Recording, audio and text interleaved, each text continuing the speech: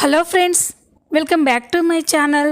సూర్యాని మత్తుమందు కేసులో అరెస్ట్ అయ్యేలా చేసింది ఊర్వశి అని తెలుసుకొని ఊర్వశికి దిమ్మ తిరిగే షాక్ ఇచ్చిన సునంద సంతోషంలో ఆనంది. అసలు ఏం జరగబోతుంది తెలుసుకోవాలి అంటే ఈ వీడియోని చివరి వరకు చూడండి. ఇక వీడియోలోకి వెళ్ళినట్లయితే సునంద ఊర్వశితో కొన్ని విషయాలు మాట్లాడుతుంది. నువ్వు నేను చెప్పినట్టు చేస్తే నువ్వే నా కోడలివి, ఆలోచించుకో అని చెప్పి సునంద అక్కడి నుండి వెళ్ళిపోతుంది. సునంద వెళ్ళిపోయిన తర్వాత ఇంట్లో వాళ్ళంతా కూడా చాలా సంబరపడిపోతూ ఉంటారు. ఇక మ్యారేజ్ సెట్ చేసిన మురళి కూడా, అమ్మ ఊర్వశి, పెద్ద గండం గడిచిందమ్మా, మొత్తానికి మనం సక్సెస్ అయ్యాం అని అంటూ ఉంటే, ఏంటి గండం గడిచేది, అసలు గండం ముందుంది, అసలు ఆవిడ నాతో ఏం చెప్పిందో చెప్తాను పదండి అని చెప్పగానే అందరూ కూడా ఆశ్చర్యపోతారు. ముందు పదండి అని ఊర్వశి వాళ్ళని లోపలికి తీసుకెళ్తుంది. ఇక అందరూ కూడా, ఏంటి ఆవిడ నీతో ఏం చెప్పింది, నువ్వు ఇలా మాట్లాడుతున్నావంటే ఆవిడేదో తిరకాసు పెట్టే ఉంటుంది, ఏంటో చెప్పక్కాది అని జిరాఫీ అడుగుతూ ఉంటాడు. అవునరా జిరాఫీ, నేను ఆ ఇంటికి కోడలనయ్యి కోట్ల ఆస్తిని అనుభవిద్దామని, మన కుటుంబానికి ఉన్న అన్ని ప్రాబ్లమ్స్ నుండి బయటపడేద్దామని అనుకున్నాను. కానీ ఆవిడ మాత్రం ఆ పని అంత ఈజీగా అయ్యేలా కనిపించట్లేదు అని అంటూ ఉంటే, ఇక మురళి, ఏంటి ఊర్వశి ఏమంటున్నావు నువ్వు, అసలు ఆ సునంద ఏం మాట్లాడింది అని అనగానే, ముందు నేను వాళ్ళింట్లో కోడలుగా అడుగు పెట్టాలి అంటే వాళ్ళ ఆఫీస్లో అడుగు పెట్టాలంట. ఇంకొక విషయం, ఆవిడ కొడుక్కి పెళ్ళయిందని చెప్పింది కదా అని అనగానే, అవును, ఇప్పుడు ఆ కొడుకు కోడలు విడివిడిగా ఉంటున్నారని కూడా చెప్పింది కదా అని ఊర్వశి వాళ్ళ అమ్మగారు చెప్తుంది. లేదమ్మా, వాళ్ళు విడివిడిగా మాత్రమే ఉంటున్నారు, కానీ ఆయన భార్య అంట ఇప్పటికీ ఆఫీస్లో ఆయనతోనే కలిసి పనిచేస్తుందంట. ఎప్పుడూ కూడా తన భర్తకి దగ్గర అవ్వాలని ప్రయత్నిస్తుందంట. కానీ ఆదిత్య గారికి మాత్రం ఆవిడంటే ఇష్టం లేదని, ఆవిడకి దూరంగా ఉండాలనుకుంటున్నారని ఈవిడ గారు చెప్తున్నారు. ఎప్పుడెప్పుడు ఈవిడ గారి కొడుకుని కోడలు కొంగున కట్టేసుకుంటుందో అని భయపడుతున్నారు. మొత్తానికి అత్తా కోడలకు ఏదో పంచాయతీ బాగానే అయినట్టుంది. అందుకే ఈ విధంగా కొడుకుని కోడల్ని విడదీసి సంతోషించాలని చూస్తుంది, కోడల్ని దెబ్బ కొట్టాలని చూస్తుంది ఈవిడ గారు అని అంటూ ఉంటే అందరూ షాక్ అయిపోతారు. ఏంటమ్మా నువ్వు చెప్పేది అని అంటూ ఉంటే, అవును నాన్న, ముందు నేను ఈవిడని ఇంప్రెస్ చేయడం కాదు, ఈవిడ కొడుకుని ఇంప్రెస్ చేయాలంట, నన్ను తప్ప ఇంకెవరిని పెళ్లి చేసుకోనని చెప్పేలా చేయాలంట, తన మనసులో ఉన్న ఆ భార్యని మొత్తం తీసేయాలంట అని చెప్తూ ఉంటే అందరూ షాక్ అయిపోతారు. ఇక మురళి, మరి ఏం చేద్దామనుకుంటున్నావు ఊర్వశి అని అనగానే, లేదు, నా వల్ల ఏ పనేలా లేదు, నేను అసలు ఏమీ చదువుకోలేదు, అలాంటిది నేను ఆఫీస్లో ఏం పని చేయగలను, ఈవిడ గారిని చూస్తూ ఉంటే పెద్ద చాలా స్ట్రిక్ట్లా ఉంది, నా వల్ల కాదు బాబో అని అంటూ ఉంటే అప్పుడే జిరాఫీ, అక్క మర్చిపోయావా ఆ 70-80 లక్షలు అని అనగానే ఇక ఊర్వశి ఒక్కసారిగా షాక్ అయిపోతుంది. రే జిరాఫీ, ఎందుకురా మళ్ళీ మళ్ళీ ఆ విషయాన్ని గుర్తు చేసి నన్ను ప్రాణం పోయేలా చేస్తున్నావు అని అంటూ ఉంటే, లేదక్క, మనం ఎంత కష్టపడినా అంత డబ్బు సంపాదించలేము, కష్టమో నష్టమో కొన్ని రోజులు ఓపిక పట్టి నటించి ఆవిడ చెప్పినట్టు చేసావనుకో, ఆవిడ కొడుకుతో నీకు పెళ్లి చేస్తుంది, అప్పుడు కోట్ల ఆస్తి మొత్తం మనదే అవుతుందక్క, ఒక్కసారి ఆలోచించు అని అనగానే ఇక ఊర్వశి ఆలోచిస్తూ ఉంటుంది. నువ్వు చెప్పింది కూడా నిజమే జిరాఫీ అని అనగానే అప్పుడే మురళి, నిజమే ఏంటి, ఖచ్చితంగా జీరాఫీ చెప్పిందే నిజమవుతుంది. నువ్వు మాత్రం ఫుల్గా ప్రిపేర్ అయ్యిండు అని అనగానే ఇక ఊర్వశి, ఎలాగండి, నాకు అసలు ఆఫీస్లో ఏం మాట్లాడాలో ఏం చేయాలో కూడా తెలియదు కదా అని అంటూ ఉంటే, అవన్నీ నేను నీకు చెప్తాను. ఖచ్చితంగా ఆవిడ కొడుక్కి నిన్ను దగ్గర చేయాలని చూస్తుంది కాబట్టి కొడుకు పక్కనే ఉండే జాబే నీకు ఇస్తుందిలే అని అనగానే ఇక ఊర్వశి అయితే చాలా సంతోషపడుతూ ఉంటుంది. అది చూసి ఇక అందరూ కూడా ఊర్వశిని ఆట పట్టిస్తూ ఉంటారు. అక్క ఎంతలా సిగ్గుపడుతుంది అంటే ఖచ్చితంగా బావగారు అక్కకి నచ్చేసినట్టే అని అనగానే, అవునరా జీరాఫీ, నేను చాలామంది అబ్బాయిల్ని చూశాను కానీ ఎవరు నాకు అంతలా నచ్చలేదు. కానీ ఈ ఆదిత్య గారు చూడగానే నా కంటికే కాదురా, మనసుకి కూడా పిచ్చి పిచ్చిగా నచ్చేశాడు. ఎంత కష్టమైనా పర్వాలేదు, అతని కోసం భరించొచ్చు అనిపిస్తుంది. అతన్ని సొంతం చేసుకోవడం కోసం అతని పక్కన ఉన్న భార్యను కూడా శాశ్వతంగా మర్చిపోయేలా చేస్తాను అని ఊర్వశి అంటూ ఉంటే ఇక మురళి అయితే, నాకు కావాల్సింది కూడా అదే కదా, ఒక్కసారి నువ్వు ఆ సునంద ఇంటి కోడలు అయ్యాక ఆ సునంద పొగరు మొత్తం దించేస్తావు అని నవ్వుకుంటూ ఉంటారు. ఇక ఇంతలోనే ఉదయం అవుతుంది. ఉదయం కాగానే ఎప్పట్లాగే సునంద, ఆదిత్య, ఆనంది, జీవన, చైతన్య అందరూ కూడా ఆఫీస్కు వస్తారు. అప్పుడే సునంద ఎలాగైనా ఊర్వశిని ఇంట్రడ్యూస్ చేయాలి అని అందరినీ మీటింగ్ పెట్టి మాట్లాడుతూ ఉంటుంది.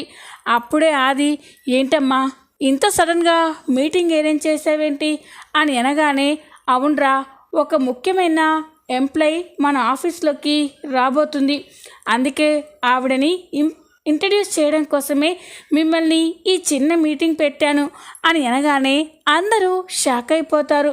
ముఖ్యమైన ఎంప్లాయా? ఎవరు మమ్మీ అని చైతన్య అనగానే, ఆదిత్య పియరా, పర్సనల్ అసిస్టెంట్ అని చెప్పగానే అందరూ షాక్ అయిపోతారు.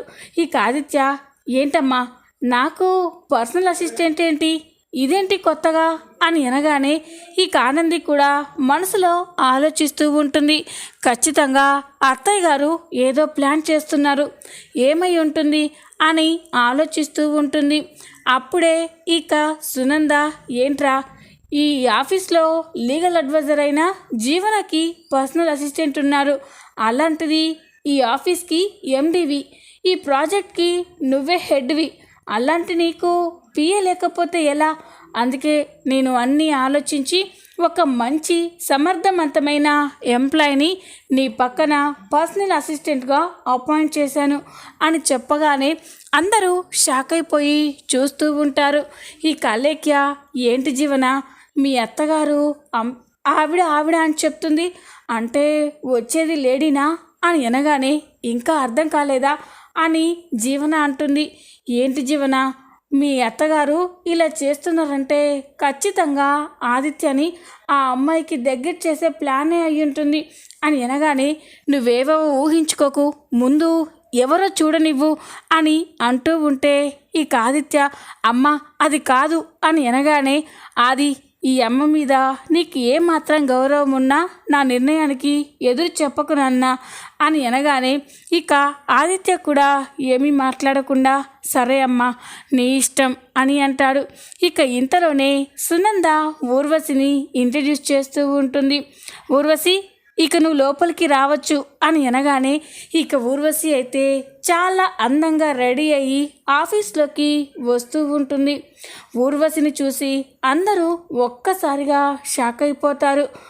ఊర్వశిని చూసి ఆదిత్య, చైతన్య, ఆనంది, జీవన, అలేఖ్యాలు కూడా స్టన్ అయిపోయి చూస్తూ ఉంటారు. ఇక అలేఖ్య, ఏంటి జీవన, ఆది పిఏ ఇంత అందంగా ఉందేంటి, ఖచ్చితంగా మీ అత్తగారు నా కొంప ముంచే ప్లానే చేస్తున్నారు అని అనగానే, నాకు అలాగే అనిపిస్తుంది, తర్వాత మాట్లాడుకుందాం అని జీవన అంటూ ఉంటుంది. ఇక ఆదిత్య కూడా ఊర్వశిని చూసి, ఇదేంటి తను ఇలా ఉంది అని అనుకుంటూ ఉంటాడు. ఊర్వశి లోపలికి రాగానే ఇక సునందకి, నమస్కారం మేడం అని చెప్తుంది. ఇక సునంద అయితే చాలా సంతోషపడుతూ ఉంటుంది. అప్పుడే ఊర్వశి, సునంద దగ్గర ఇంకా ఇంప్రెస్ పొందాలి అని సునంద కాళ్ళకి నమస్కారం చేసి నన్ను ఆశీర్వదించండి మేడం అని అంటుంది. నువ్వు అనుకున్న పని మనస్ఫూర్తిగా నెరవేర్చాలని కోరుకుంటున్నాను అని సునంద దీవిస్తూ ఉంటే అందరూ షాక్ అయిపోయి చూస్తూ ఉంటారు. ఇక సునంద తనే నేను చెప్పిన ఆదిత్య పర్సనల్ అసిస్టెంట్ ఊర్వశి ఈరోజు నుండి ఆదికి పియగా వర్క్ చేస్తుంది. ఊర్వశి తెలుసు కదా, ఆది ఎక్కడికి వెళ్ళినా నువ్వు ఆది వెంటే ఉండాలి, ఆది ఏం కావాలన్నా నువ్వే తీసుకురావాలి అని చెప్పగానే ఓకే మేడం అని ఊర్వశి సునందతో చెప్తూ ఉంటుంది. అతని నా కొడుకు ఆదిత్య ఈ ప్రాజెక్ట్కి ఎండి అని అనగానే ఇక ఊర్వశి అయితే ఆదిత్యని చాలా ప్రేమగా చూస్తూ ఉంటుంది. ఊర్వశి తనను అలా చూడడం చూసి ఆదిత్య అయితే చాలా ఇబ్బంది పడుతూ ఉంటాడు. ఈ ఆనంది కూడా ఊర్వశి ఆది వైపు అలా చూడ్డాన్ని చూసి చాలా కోపంగా చూస్తూ ఉంటుంది. ఇక ఊర్వశి ఆదిత్య దగ్గరికి వెళ్ళి glad you meet you sir అని చెప్పి చేయి హ్యాండ్ ఇస్తూ ఉంటే ఆది ఇబ్బంది పడుతూ ఉంటాడు. ఇక సునంద ఏంటి నాన్న తను నీకు అంత బాగా హలో ఇస్తుంటే నువ్వేంటి అలా చూస్తున్నావు, తనకి చేయి కలుపు అని అనగానే ఇక ఆదిత్య ఆనందిని చూస్తూ ఊర్వశికి చేయి హ్యాండ్ ఇస్తారు. ఇక ఊర్వశి అయితే ఆదిత్యని ప్రేమగా చూస్తూ ఉంటుంది. ఇక సునంద ఇక నుండి ఎవరి పనులు వాళ్ళు చూసుకోండి, ఊర్వశి నేను చెప్పాను కదా నీ పని నువ్వు చెయ్యి అని చెప్పగానే ఇక ఊర్వశి అయితే ప్రతి క్షణం ఆదిత్యాన్ని అంటి పెట్టుకొని ఉంటుంది. కానీ ఆదిత్య మాత్రం చాలా ఇబ్బంది పడుతూ ఉంటాడు. మరో పక్క అలేఖ్య అయితే చాలా టెన్షన్ పడుతూ ఉంటుంది. ఏంటి జీవన, నిన్ను నమ్ముకుంటే నా పరిస్థితి బస్టాండ్ అయ్యేలా ఉంది, అటు సీనుకి కాకుండా ఇటు ఆదిత్య నాకు దక్కకుండా పోతాడని నా జీవితం వేస్ట్ అయిపోతుంది అనిపిస్తుంది అని అనగానే అలేఖ్య ఎందుకు అలా మాట్లాడతావు అని అనగానే ఇందాక చూసావు కదా మీ అత్తగారు అమ్మాయిల్ని ఎంతో దూరంగా ఉంచుతారు, అలాంటిది స్వయంగా ఒక అందమైన ఆడపిల్లని తీసుకొచ్చి తన కొడుక్కి పియగా ఉంచిందంటే దాని అర్థం ఇంకా నీకు అర్థం కాలేదా జీవన, ఆ అమ్మాయితో మీ అత్తయ్య గారు ఏదో ప్లాన్ చేయిస్తున్నారు, తొందరలోనే ఆదికి ఆ అమ్మాయికి పెళ్లి చేయాలని ముందుగా ఆది మనసులో స్థానం సంపాదించడానికి ఆఫీస్లో ఇలా ఎంట్రీ ఇచ్చింది అని అనగానే ఖచ్చితంగా నువ్వు చెప్పిందే నిజం అలేఖ్య అని అంటూ ఉంటే మరి ఇప్పుడు ఎలా జీవన అని అంటుంది. ఎందుకు ఇప్పుడు ట్రయల్సే కదా, ఎట్టి పరిస్థితుల్లో బావగారు నిన్ను పెళ్లి చేసుకునేలా నేను చేస్తాను కదా అని చెప్పగానే జీవన నిన్నే నమ్ముకున్నాను, నన్ను అన్యాయం చేయకు అని అంటుంది. ఈ అలేఖ్య అక్కడి నుండి వెళ్ళిపోగానే జీవన అయితే ఊర్వశి గురించే ఆలోచిస్తూ ఉంటుంది. ఇదేదో మనకి పనికొచ్చే విషయంలా ఉంది, ఏదైతేనేమి మా ఆదిత్య జీవితంలోకి అలేఖ్య వస్తే ఏంటి, ఊర్వశి వస్తే ఏంటి, ఇంకే అప్పలమ్మ వస్తే ఏంటి, మొత్తానికి ఆదిత్య జీవితంలో నుండి ఆనంది భార్య స్థానాన్ని పూర్తిగా తుడిచిపెట్టేయాలి. దానికోసం నాకు ఎవరైనా ఒకటే, ముందు ఆదిత్య ఆనందిని వదిలేసి ఎవరినో ఒకరిని పెళ్లి చేసుకుంటే తర్వాత వాళ్ళ సంగతి నేను చూసుకుంటాను అని ఇక జీవన అయితే డబల్ రోల్ గేమ్ ఆడుతూ ఉంటుంది. ఇక ఊర్వశి ఎలాగైనా ఆదిత్యకి దగ్గరవ్వాలని ప్రయత్నిస్తూ ఉంటే ఆదిత్య మాత్రం ఊర్వశికి దూరంగానే ఉంటూ ఉంటాడు. ఇలా కొన్ని రోజులు గడిచిపోయిన తర్వాత ఒకరోజు ఆనంది తన క్యాబిన్లో కూర్చొని సూర్యకి సంబంధించిన కేస్ ఫైలే చూస్తూ సూర్యని ఎలాగైనా నిర్దోషిగా నిరూపించాలని కేస్ ఫైల్ని స్టడీ చేస్తూ ఉంటుంది. అప్పుడే ఆదిత్య ఊర్వశితో ఊర్వశి ఆనంది దగ్గర మన ప్రాజెక్ట్కి సంబంధించిన ఫైల్ ఉంటుంది, వెళ్ళి తీసుకురా అని అనగానే ఇక ఊర్వశి అలాగే సార్ అని ఆనంది క్యాబిన్లోకి వస్తుంది. ఇక అలా వచ్చేసరికి అదే సమయంలో ఆనంది సూర్య కేసుకి సంబంధించిన ఫైల్ని ఓపెన్ చేసి వాష్రూమ్కి వెళ్తుంది.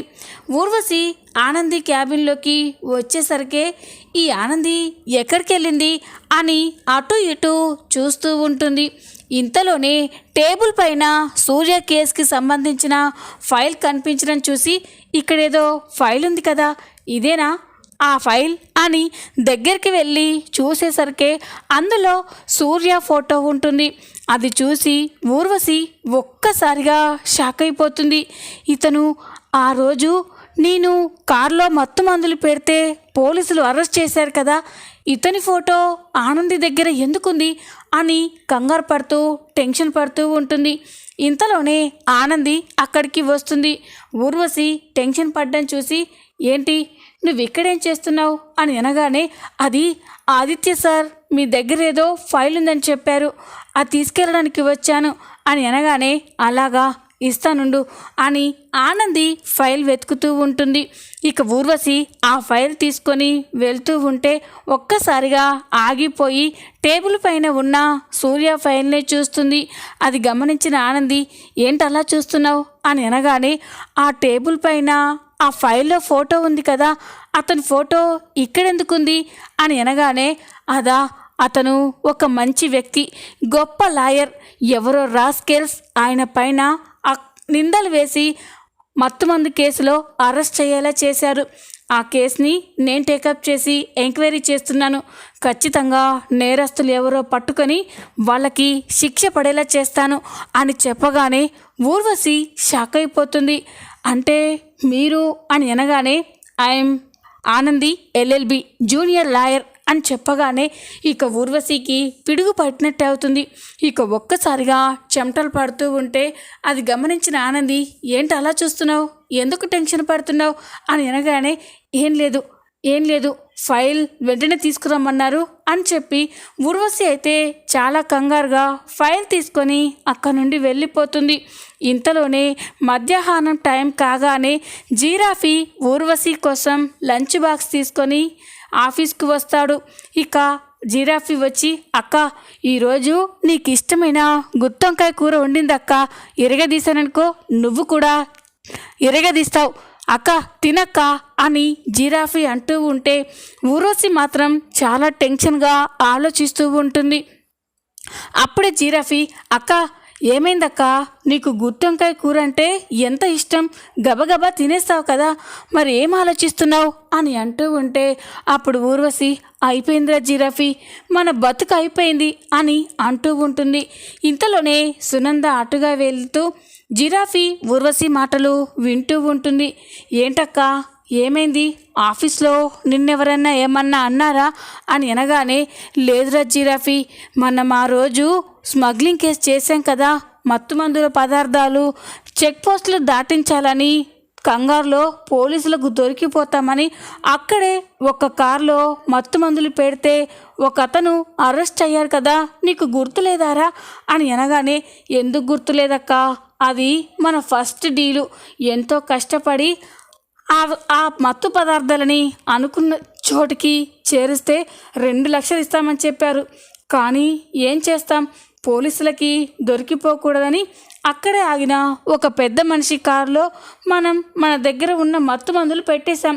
పోలీసులు పాపం అతన్ని అరెస్ట్ చేసి కేసు పెట్టి తీసుకెళ్లారు కదా, ఇంకా దాని గురించి ఆలోచిస్తావేంటక్క అని జిరాఫీ అంటూ ఉంటే సునంద ఒక్కసారిగా షాక్ అయిపోతుంది. రేయ్ అది అక్కడితోనే ఆగిపోలేదురా, ఆ కేసుని ఎవరు వాదిస్తున్నారో తెలుసా అని అనగానే, ఎవరక్క అని అడుగుతాడు.